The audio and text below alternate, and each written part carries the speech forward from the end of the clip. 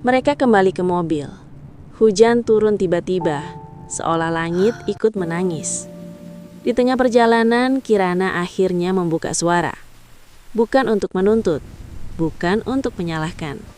Hanya suara lirih dari hati yang lelah. Namun Lu Chenyan tetap fokus ke jalan.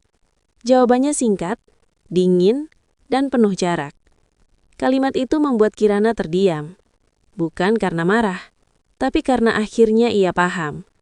Kontrak ini bukan hanya tanpa cinta, tapi juga tanpa ruang untuk terluka.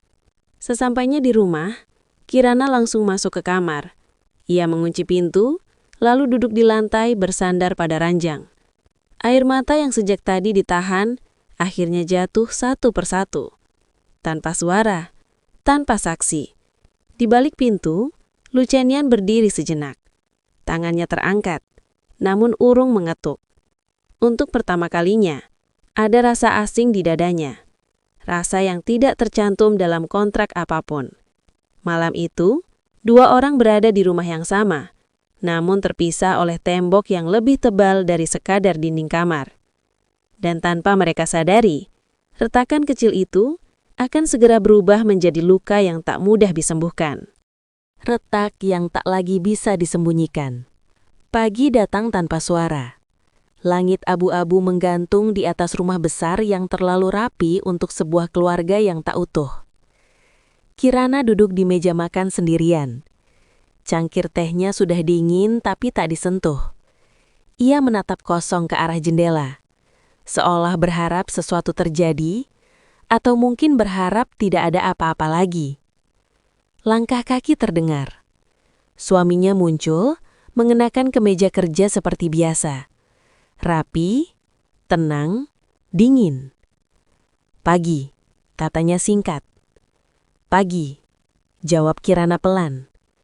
Tak ada senyum, tak ada sapaan lain. Hanya dua orang yang hidup di ruang yang sama, tapi berada di dunia yang berbeda. Ia duduk di seberang Kirana, membuka ponsel, menyibukkan diri. Kirana menatapnya. Ada banyak kata yang ingin ia ucapkan. Terlalu banyak. Tapi semuanya berhenti di tenggorokan. Kirana membuka suara, ragu.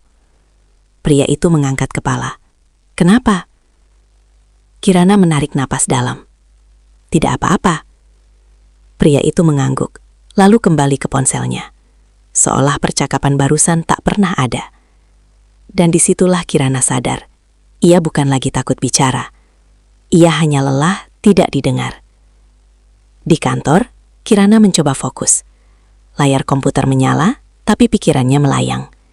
Setiap detik terasa berat, bukan karena pekerjaan, melainkan karena rumah yang tak lagi memberi rasa pulang. Ponselnya bergetar. Nama mertuanya muncul di layar. Halo Bu? Kirana, suara itu terdengar formal. Kamu bisa datang ke rumah sore ini. Ada apa, Bu? Ada yang ingin kami bicarakan, penting. Nada itu membuat dada Kirana sesak. Baik, Bu. Telepon terputus. Kirana menatap layar ponsel lama. Instingnya berkata, ini bukan kabar baik. Sore hari Kirana tiba di rumah mertuanya. Ruang tamu terasa dingin meski lampu menyala terang. Mertua perempuannya duduk tegak. Mertua laki-lakinya di samping, wajah datar. Kirana, ucap sang ibu mertua. Kamu tahu kan, pernikahan itu soal tanggung jawab. Kirana menunduk. Iya, Bu. Kami dengar, rumah tanggamu tidak harmonis. Kirana terdiam. Semua baik-baik saja, Bu. Ibu mertua tersenyum tipis. Saya ibu. Saya tahu kapan anak saya bahagia dan kapan tidak. Kalimat itu menampar pelan tapi telak.